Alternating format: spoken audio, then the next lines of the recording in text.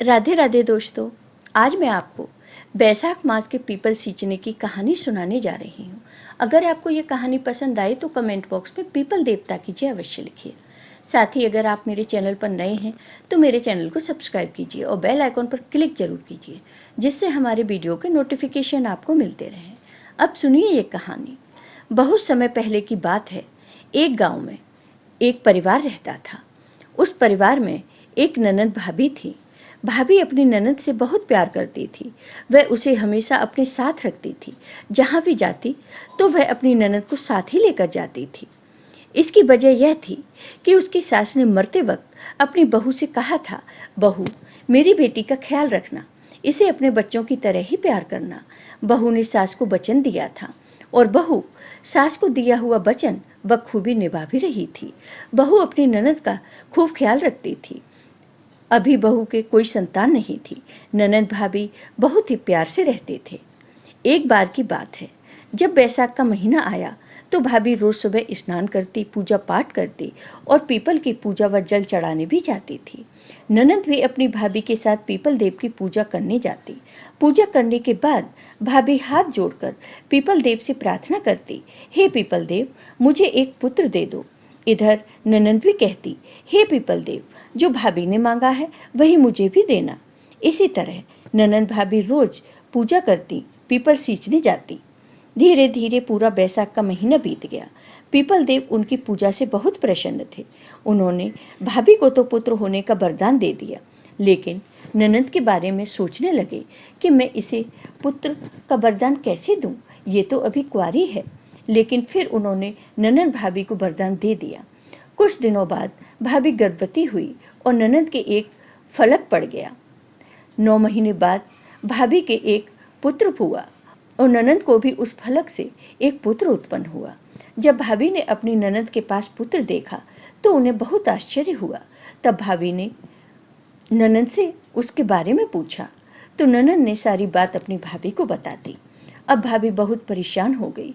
अगर गांव वालों को पता चल गया तो ननद की बहुत बदनामी होगी, फिर कौन इससे शादी करेगा। अब मैं क्या करूं?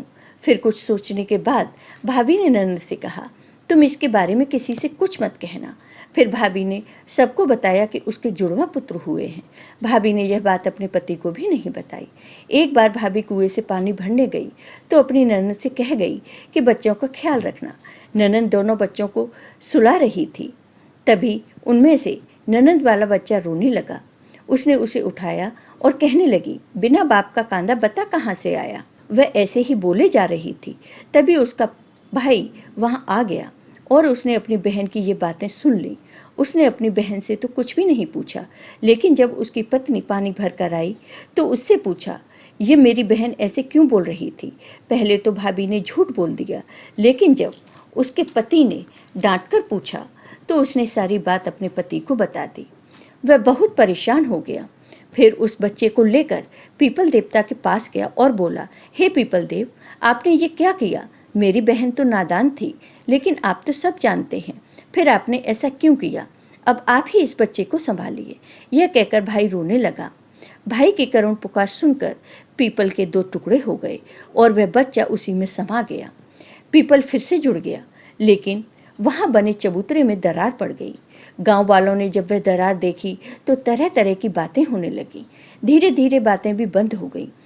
अब भाई अपनी बहन की शादी के लिए लड़का ढूंढने लगा। एक बार की बात है, भाई भाभी ने अपने घर हवन कराना चाहा। उन्होंने सभी को बुलाया। पंडितों ने हवन शुरू किया, लेकिन हवन में आग ही नहीं जल रही थी। बहुत सारा घी डाला गया, लेकिन फिर भी जोत नहीं जली। सब बड़े चिंतित होने लगे, ऐसा क्यों हो रहा है। तब किसी ने कहा, ऐसा तो नहीं है कि तुम किसी मान को भूल गए हो। भाई ने कहा, नहीं, मैंने तो सबको बुलाया है। लाख कोशिशों के बाद भी हवन में अग्नि नहीं जली। तब एक विद्वान पंडित को बुलाया गया। वह सभी वेदों के ज्ञाता थे। उन्हें सारी बात बताई गई।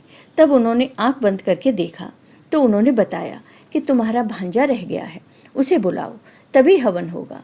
भाई ने कहा, मेरे तो कोई भांजा नहीं है। तब उन पंडित ने कहा, वही भांजा जिसे तुम पीपल देव को सौंप आए हो। तब भाई ने सारी बात अपने गांव वालों को बताई।